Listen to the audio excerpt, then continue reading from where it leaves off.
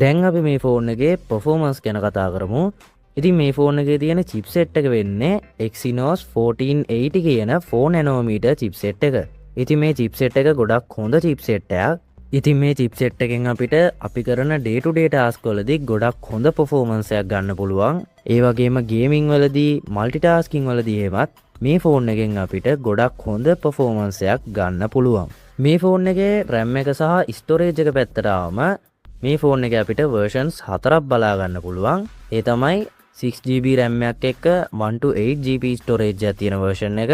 ඒ වගේම 8GB RAM එකක් එක්ක 128GB storage එකක් තියෙන version එක.